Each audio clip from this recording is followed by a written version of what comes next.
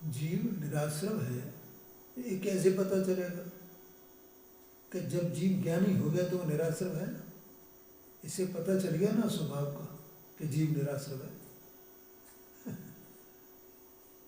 ऐसा आशय है। तो इस प्रकार से मुझे तो ये बताना था कि ये जो जितने अभी तक वो आए हैं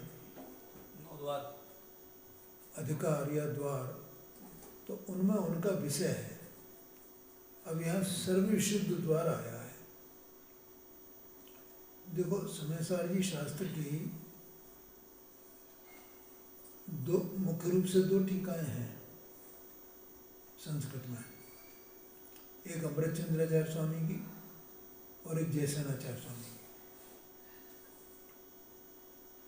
तो उसमें जयसेनाचार्य स्वामी ने इस 10वें अधिकार को ये कहा कि एक तो समय सार की चूलिका है।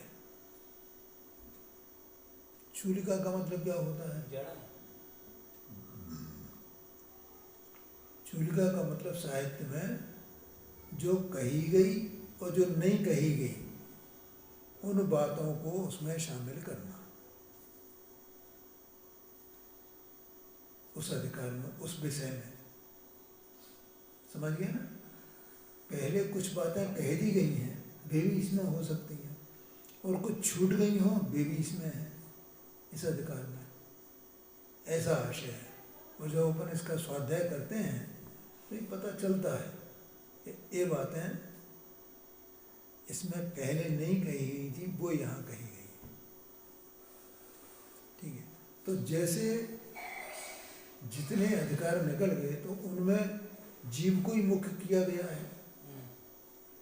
ठीक है।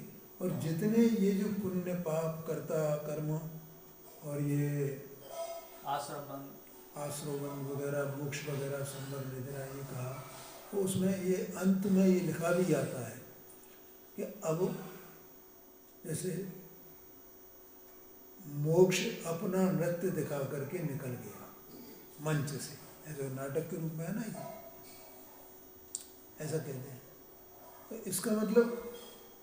इसका मतलब ये हुआ कि वो पर्यायों के द्वारा जीव को बताया जाता है, और जीव त्रिकाल ऐसा ही है।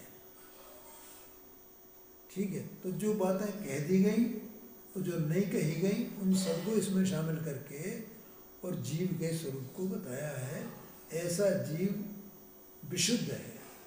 अब भी तो पर्यायों की बात थी ना, तो वो पर्याय निकल गई अपना रूप दिखा करके बस, और जीव बच गया, वो तो पर्याय थी। ऐसा। तो अन्य और प्रकार से भी जीव शुद्ध ही है, ये सिद्ध करना है। सर्वथा विशुद्ध अधिकार। अब हम इसको पढ़ते हैं, पहले इसका पाठ करते हैं। इति श्री नाटक ग्रंथ में मोक्ष अधिकार वर्णन संक्षेप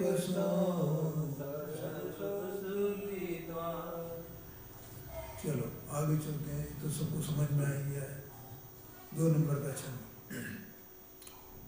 कर्मन को करता है, भोगन को भोगता है,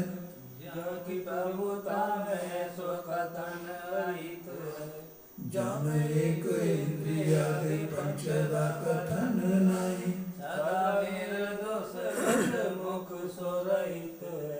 ज्ञान को समूह ज्ञान गम्य है, स्वभाव जाको लोकव्यापी लोकातीत लोक में महित है, शुद्ध वंश शुद्ध चेतना के रस हंस भर्यो, ऐसो हंस परम पुण्य तथा सहित है। देखो आत्मा जो वस्तु है उसके बारे में ये प्रसिद्ध है कि उसका जो स्वभाव है मुख्य रूप से क्या कौन सा कहा जाता है? ज्ञान दर्शन इसका स्वभाव है। ठीक है। इसका मतलब ये ज्ञाता दृष्टा है, और ज्ञाता दृष्टा है, और जगत इस बात को स्वीकार करता नहीं है कि मैं ज्ञाता दृष्टा हूँ। बोलो समझ में आया कि नहीं आया? ज्ञाता दृष्टा माने क्या? आप अपने में रह करके बस जानने देखने रूप काम करना और कुछ नहीं। ऐसा मेरा स्वभाव है। मेरा स्वभाव जानने देखने रूप कार्य करने का है, बस इतना स्वभाव है मेरा। ऐसी वस्तु है, वस्तु की रचना ही ऐसी है, लेकिन ऐसा ये स्वीकार करता नहीं है। और ये हर जीव अपने को कर्ता भोक्ता मानता है। ये निरंतर कर्ता भोक्ता पने का अनुभव कर रहा है, लेकिन ज्ञाता दृष्टा पने का अनुभव नहीं करता है।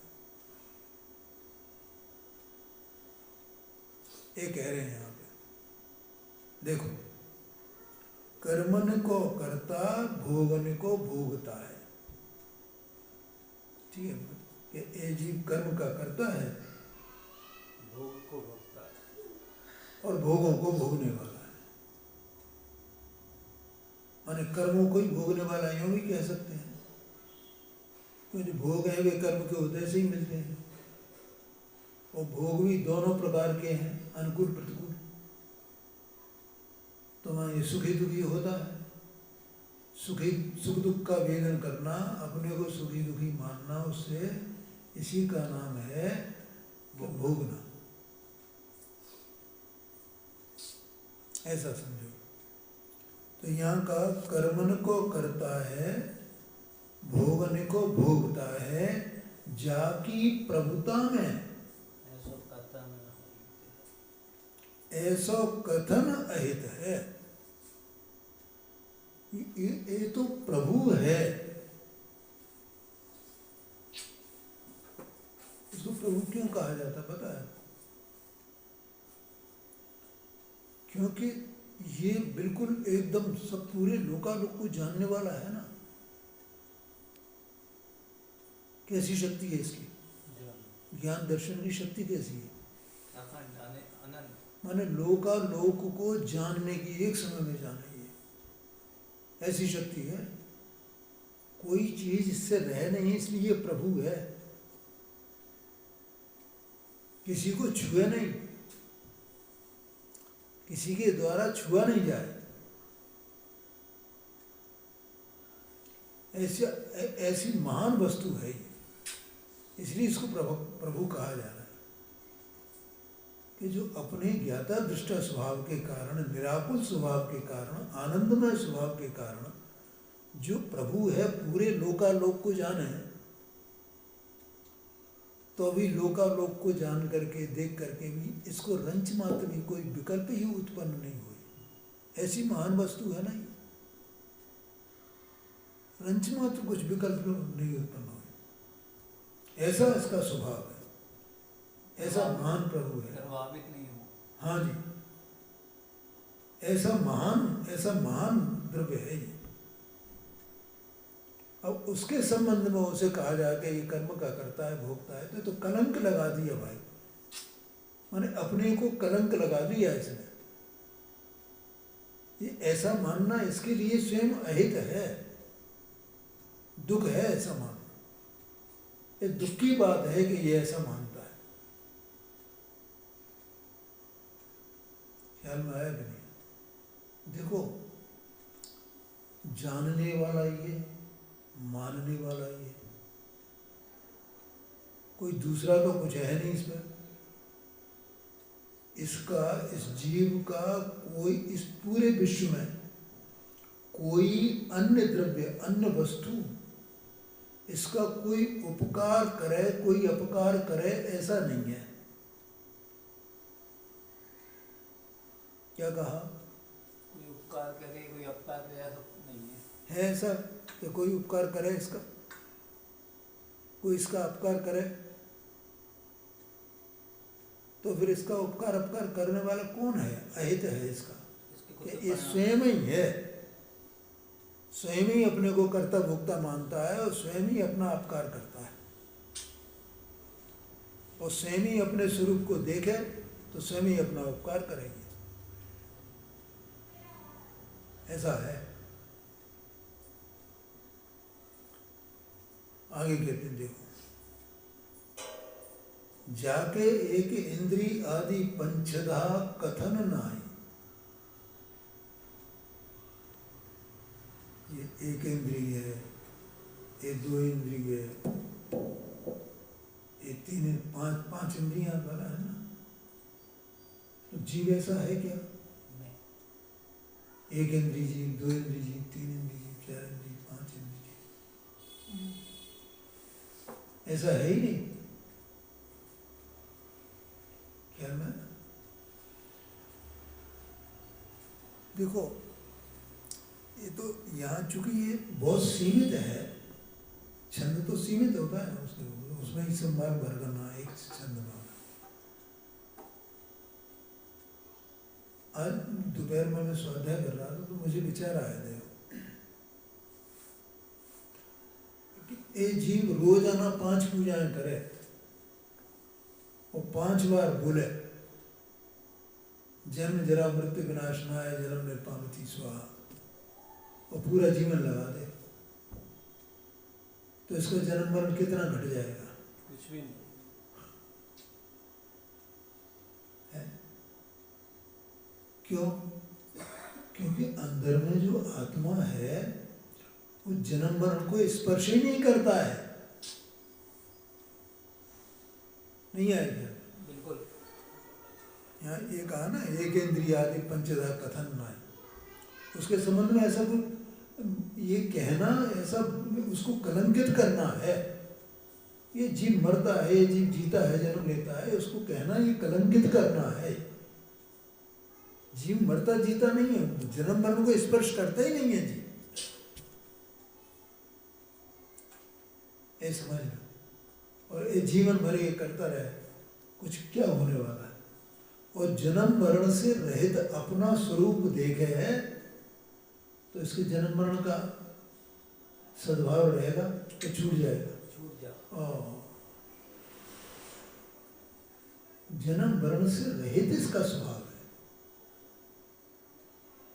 कल अपन ने पढ़ा था ना, वो आत्मा को बंध नहीं है, अबंध स्वभाव है।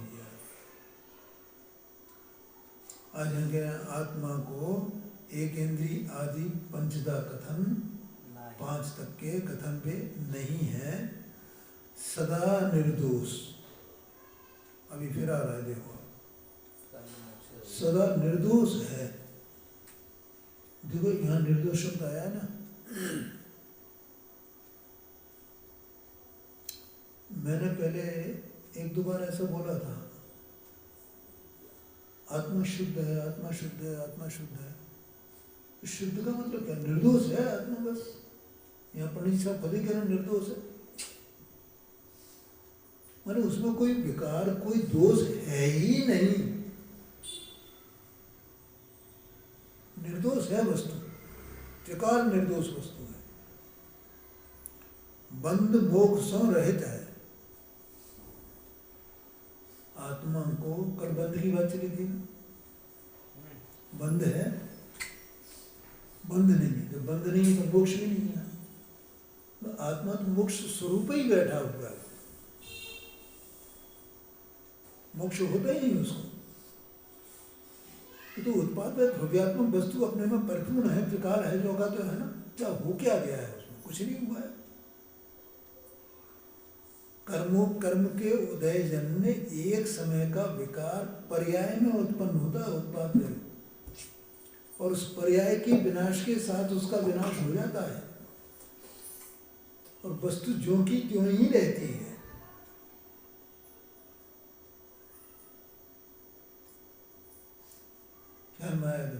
ऐसा अपना स्वरूप नहीं जानता है, और जो विकार आया वो विकार की उसकी कीमत क्या है? एक समय का है। अरे प्रभु, तू अपने स्वरूप को समझना, देखना होगा। तो इस पर्याय में क्यों उलझा हुआ है? इन संयोगों में क्यों उलझा हुआ है? देह मन वाणी ज्ञान वर्णादि घाट, ये सब संयोग है ना। अरे एक संयोग तो अनंत परमात्मा के भी है, लेकिन वे देखते हैं ना, उसमें कुछ करते हैं, अपनापन करते हैं, कुछ नहीं, जानते हैं ये है बस, लेकिन मैं इनसे रहित हूँ, तो तू क्यों नहीं देख सकता है? देख सकता है ना। बिल्कुल। सदा निर्दोष बंध मोक्षों रहित है, ज्ञान को समूह ज्ञान गम्य है, स्वभाव जागो। क्या है? ज्ञान का दल है।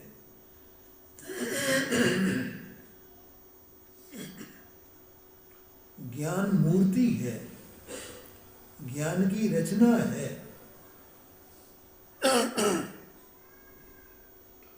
भगवान की प्रतिमा है ना, वो प्रतिमा कैसी है?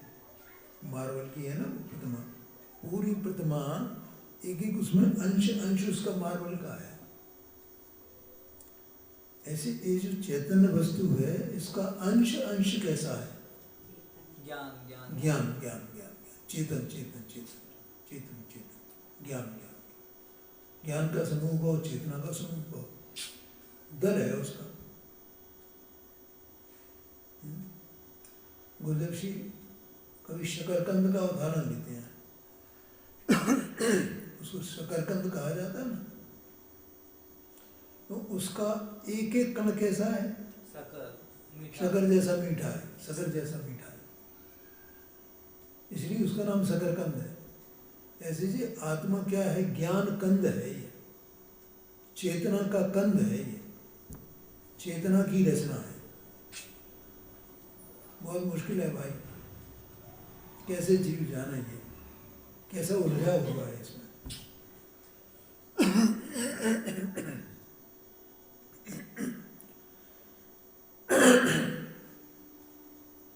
और एक ज्ञान की रचना, क्या बात है।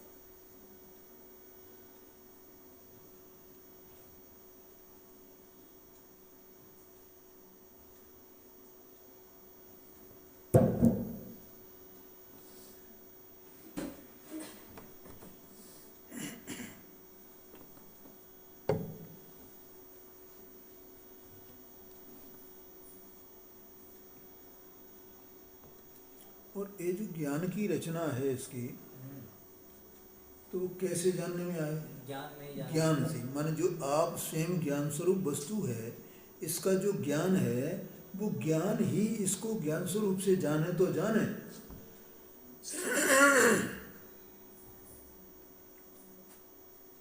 समझ में आया? कल परसों मैंने एक बात कही थी, एक सज्जन 3-4 दिन से मेरे सवेरी मंदिर में मिलते हैं और मेरे पाँव छूते हैं। तो कोई मैंने अपनी महिमा बताने के लिए नहीं कही थी, पर मुझे ये भाव आता है कि इस मुर्दे के पाँव छूने से होगा क्या? क्या होगा बताओ? मैं वास्तव में मुझे ऐसा ही भाषित होता है, और जब वो पाँव मुझे बिल्कुल भी सुहाता नहीं, अरे इसमें है क्या? मुर्दे के कहाँ छीता है, वो तो आपके ज्ञान के छीता है। उसे ज्ञान का पता ही नहीं है। क्या कहा? जो पैर छूने वाला है उसे ज्ञान की खबर नहीं है, ज्ञान क्या है। अपना जो ज्ञान स्वभावी आत्मा है उसका स्पर्श करे तो निहाल हो जाए ना। इसमें क्या रखा है? कैसा आत्मा? ज्ञान गम्य, उसी ज्ञान, जो जिस ज्ञान वाला ये आत्मा स्वयं है उसी ज्ञान को ये गम्य है। देखो हम भी उसमें शामिल हैं। किसी से कहो, अपन सब है ना जो अपन मोक्ष लोग हैं, जो ये स्वाध्याय वगैरह करते हैं, तो ये कहा जाता है तुम ज्ञान स्वरूप हो, ज्ञान स्वरूप हो, ज्ञान स्वरूप हो। हम भी पहले ऐसे ही मानते थे और सब ज़्यादातर ऐसे ही मानते हैं। आत्मा ज्ञान स्वरूप है, ज्ञान स्वरूप है, तो भी ये ज्ञान को जानो, ज्ञान को जानोगे तो आत्मा को जान जाओगे। तो ये ज्ञान को कैसे जानता है पता है? जाना ये जाना। हाँ, इन परद्रव्यों को ये जो जानता है तो इसे मानता है कि ये मेरा जानना है, ये मेरा जानना है, ये मेरा जानना है। परद्रव्यों से अपना जानना है। इस जानने को जानता है। इसका मतलब ये अपने जानने को, अपने ज्ञान को पर में ढूंढता है, पर से मानता है, ये मेरा ज्ञान है। बोलो बताओ। और वो ज्ञान ये नहीं समझता कि मेरा ज्ञान मुझ में ही है, तो मैं मुझ में ही देखूं, मैं एक पर में नहीं देखूं अपने ज्ञान को। जो ज्ञान ये नहीं जानता है उसी ज्ञान का नाम अज्ञान है। क्या कहा? जो ज्ञान अपने को नहीं जानते उसी का वही अपने। जो ज्ञान ऐसा नहीं जानता ना, क्या नहीं जानता है कि मैं अपने ज्ञान में ज्ञान को खोजूं। मैं ज्ञान हूं कहाँ, कहाँ है मेरा अस्तित्व, ये अस्तित्व पर में देख रहा है अपना। तो इसको विचार ही आना चाहिए, पर में मेरा अस्तित्व नहीं है, मैं पर में क्यों ढूंढ रहा हूं अपने अस्तित्व को? अरे ढूंढ नहीं रहा हूं, बिल्कुल मान रहा हूं, बैठा हूं, मान गया हूं मैं, लेकिन एक ज्ञान नहीं है। इस ज्ञान का नाम अज्ञान है। और ये ज्ञान लौट करके पलट जाए बस, और ये जान जाए कि मैं निरालंब वस्तु हूं, मैं किसी के आलम्बन वाला नहीं हूं। अभी आया था ना 7वें नंबर का बोल, आत्मा का उपयोग बाह्य पदार्थों के आलम्बन वाला नहीं है, ऐसा आया था ना। ओह सो आपसे ही जानता है। हाँ जी, हाँ जी, हाँ जी। और ये अपने, ये ज्ञान स्वयं अपने को बाह्य पदार्थों के अवलंबन वाला मानता है। देखो ये अपन जो अभी सुबह स्वाध्याय कर रहे हैं ना, सुबह जो स्वाध्याय कर रहे हैं अपन, हाँ, ज्ञेय तत्व प्रज्ञापन महाधिकार है, इसका नाम ज्ञेय तत्व प्रज्ञापन महाधिकार है। और जैसनाचार्य देव ने लिखा है कि ये सम्यक दर्शन का अधिकार है। क्यों? जब ये जाने कि मेरा ज्ञान, मेरा उपयोग बाह्य पदार्थ के अवलंबन वाला नहीं है, तो वहां से दृष्टि छोड़े ना, बाह्य पदार्थ के अवलंबन वाला है ही नहीं है। और ये ज्ञान मान पहले तो जीव यहाँ तक आता नहीं है, वो आता है शास्त्र पढ़ता है, तो वो ज्ञान किसको मानने लगता है? एक पर पदार्थों के आलम्बन वाला, उसको ज्ञान मान रहा है। पर उसको ज्ञान मानना, वो ज्ञान ज्ञान नहीं है भैया, वो ज्ञान अज्ञान है। उस ज्ञान की ज्ञान में गिनती है ही नहीं परमार्थ से। तो फिर कौन से ज्ञान की ज्ञान में गिनती है? कि जो ज्ञान ज्ञान में ज्ञान को खोजता है, ढूंढता है, जानता है, मानता है, वही सच्चे ज्ञान। ज्ञान में ज्ञान को जो जानता है वो ज्ञान ज्ञान है। बोलो समझ में आया नहीं? इसलिए यहाँ जगह ज्ञान को समूह ज्ञान गम्य है स्वभाव जाको। इसका स्वभाव जो है वो ज्ञान के ही गम्य है, ज्ञान से ही जाना जा सकता है। और वस्तु स्थिति ऐसी है। और इसलिए देखो अपन बार बार ये बात कहते हैं, ये प्रवचन सार जी जो अपन ने शुरू किया है सुबह, कि आत्मा कोई क्षणिक वस्तु नहीं है, सत्स्वरूप है वो। सत किसको कहते हैं? जो अनादि निधन है, जो त्रिकाल है, आकाश की तरह। जैसे आकाश त्रिकाल है, आकाश का कभी नाश नहीं होता है। और वो आकाश 6 द्रव्यों में एक द्रव्य है, जैसे वो सत है, ऐसे जीव भी एक सत वस्तु है। वो सत वस्तु वो ज्ञान स्वरूप है और उसके ज्ञान का परिणाम परिणमन भी है, क्योंकि वो कार्य तो करेगा ना। और उस ज्ञान परिणाम में ही वो वस्तु जानने में आएगी और किसी में जानने में नहीं आएगी ना। उस सबर प्रकाशक है ना, उसका स्वभाव ज्ञान, ज्ञान का स्वभाव क्या है? सबर प्रकाशक, स्व को जाने और पर को जाने। और वास्तव में जब ये स्व को जानता है तभी इसके सबर प्रकाशक स्वभाव प्रकट होता है। स्वभाव तो इसका है, लेकिन स्वपर प्रकाशक वो स्वभाव वो खिलेगा कब? जब स्व को जानेगा। तो जिस समय स्व को जाना उसी समय जो स्व नहीं है वो ही जानने में आ जाता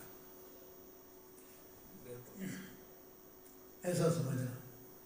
ज्ञान को समूह ज्ञान गम्य है स्वभाव या को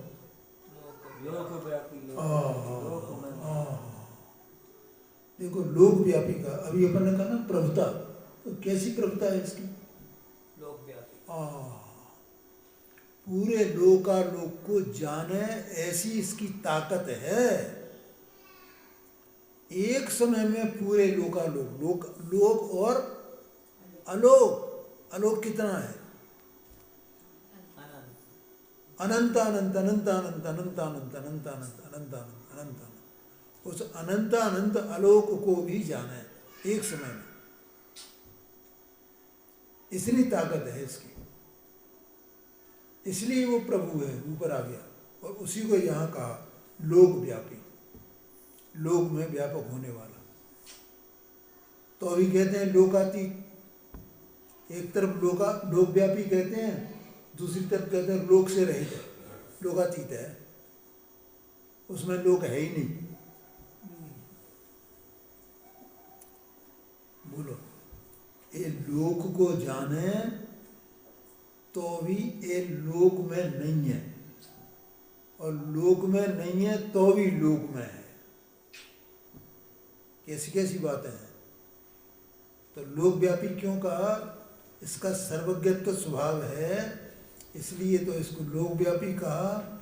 और लोकातीत इसलिए कहा कि एक ज्ञान है ना इसका, तो ज्ञान में लोक अलोक झलकते हैं इसके, लेकिन लोक अलोक इसके ज्ञान में आते नहीं है, झलकते तो हैं। जैसे दर्पण में बिंब का आकार तो बनता है, लेकिन वो बिंब उसमें आते नहीं है। दर्पण का जो फलक है वो उनके आकार रूप तो होता है, लेकिन तो भी वो दर्पण ज्यों का त्यों दर्पण ही रहता है, अपनी स्वच्छता को लिए रहता है अंदर में। वो स्वच्छता का पिंड है।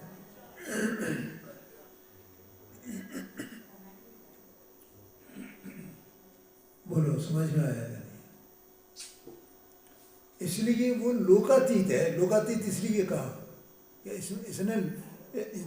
इसने आत्मा ने लोक को स्पर्श नहीं किया है, लोक ने इसको स्पर्श नहीं किया है, और लोक को जाने बिना रहता नहीं है, लोक में व्यापक हुए बिना रहता नहीं है, और व्यापक होकर के भी लोक में व्यापक होता नहीं है, लोक को छूता नहीं है, इसलिए लोकातीत है।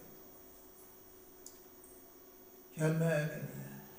और लोक में महित है, इसके माने लोक में इसका सबसे ज्यादा महत्व तो आत्मा का ही है, क्योंकि ज्ञान स्वरूप है। क्यों महत्व है लोक में? जानता यही है ना, क्यों जानने वाला तो यही है। 6 द्रव्यों में, बाकी 5 द्रव्य तो जड़े हैं, चेतन है। अगर ये जानने वाला नहीं हुए तो बाकी की और कौन क्या गिनती है उनकी। इसलिए लोक में महित है। लोक में 6 द्रव्य स्वरूप जो लोक है, उस लोक में अकेला एक जीव द्रव्य ऐसा है जो महिमा बनता है। शुद्ध वंश शुद्ध चेतना के रस अंश भरियो। और फिर कहा है इसकी जाति शुद्ध है, स्वभाव से शुद्ध है ना, जाति शुद्ध है। 6 जाति के हैं ना पदार्थ, उसकी ज्ञान जाति है, चेतना जाति कहो, ज्ञान जाति कहो, और वो चेतना जाति ज्ञान जाति शुद्ध है, उसकी चेतना में कोई विकार होता नहीं कभी। शुद्ध चेतना के रस अंश भर्यो है और पूरा ये शुद्ध चेतना से भरा हुआ है। ऐसो हंस परम पुनीतता सहित है। ऐसो हंस परम पवित्र है। पहले निर्दोष कहा, प्रभु कहा, और अब इसको कहा परम पवित्र है। ये ऐसी वस्तु है, ये आत्मा अंदर में जो विराजमान है ना, एक परम पवित्र है। क्या कहा? इसकी जो पर्याय है वो परद्रव्य को छोड़ करके स्वभाव का आश्रय करे तो पर्याय पवित्रता प्राप्त करती है। वो स्वभाव का आश्रय करे तो इस सुख का कंद है ना, तो वो पर्याय सुखी हो जाती है, सुखमय होती है, उसके सारे क्लेश खत्म हो जाते हैं। ऐसी वस्तु है ये आत्मा।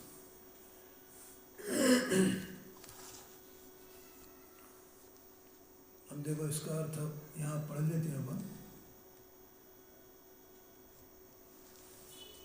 जिसकी सामर्थ्य के आगे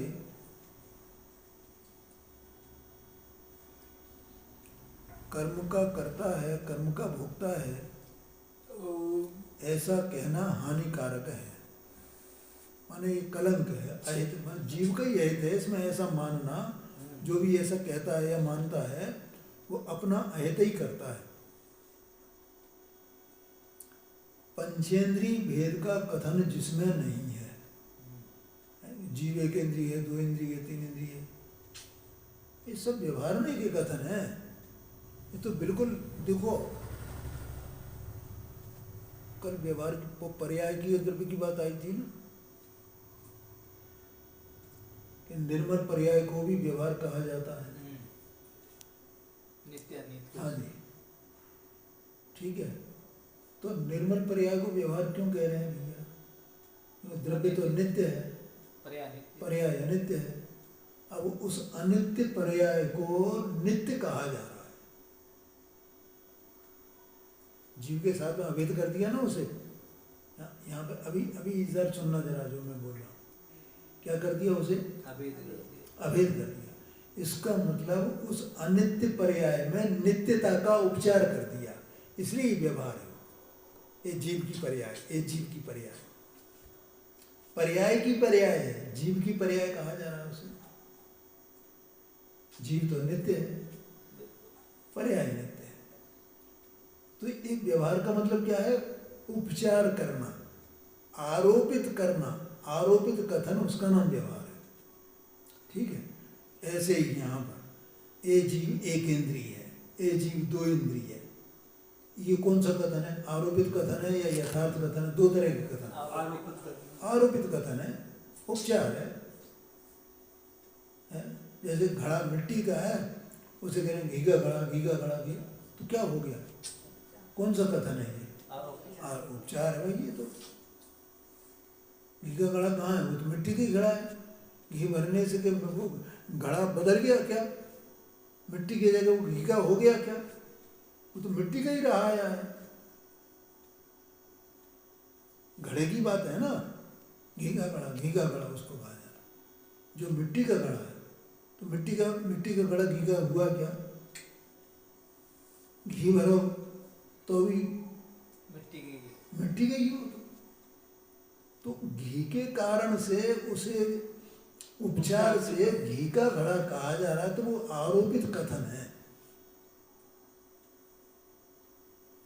ऐसा आशय है। भेद में अभेद का उपचार करना ये आरोपित कथन है, इसलिए वो व्यवहार है। या अभेद को भेद रूप कहना ये उपचार का कथन है। तीनों में ऐसे ही आता है। पर का संयोग, पराश्रित, भेद और नित्य नित्य सब पर्याय और द्रव्य, माने ये सबके सब आरोपित कथन है। बस पंडित साहब ने लिखा ना मोक्षमार्ग प्रकाशक मियावासी मिथ्या दृष्टि के प्रकरण में, व्यवहार नाम उपचार का है। बिल्कुल। बस एक लोगों ने 3 शब्द लिखे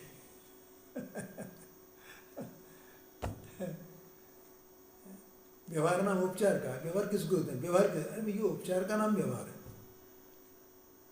यथार्थ का नाम निश्चय है, ये बात है। तो इसलिए ये पंचेंद्रिय भेद का कथन जिसमें नहीं है, अरे टाइम तो बहुत हो गया, चलो इसको पूरा कर लेते हैं। नहीं है, जो सर्वदोष रहित है, निर्दोष है, कोई उसमें दोष है ही नहीं, स्वभाव में कोई दोष कभी होता नहीं। जो न कर्म से बंधता है न छूटता है, जो ज्ञान का पिंड, स्वयं ज्ञान का पिंड है और ज्ञान गोचर है, मतलब ज्ञान से ही वो जाना जाता है, और जिस ज्ञान से वो जाना जाता है वही ज्ञान ज्ञान है, बाकी सब अज्ञान है। ये और समझ लेना यहाँ साथ में, अभी अपन ने वही चर्चा की थी। जिस ज्ञान में आत्मा ज्ञान स्वरूप जाना जाता है, प्रकाशित होता है, वही ज्ञान ज्ञान है, बाकी सब ज्ञान नहीं है, ऐसा है। जो लोक व्यापी है, लोक से परिमाण लोक से रहित है, संसार में पूजनीय अर्थात उपादेय है, मुख्य है,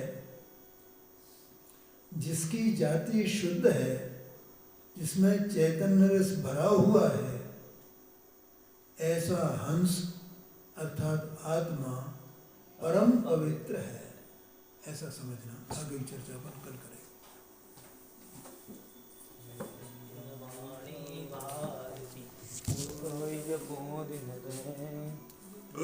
तेरी शरण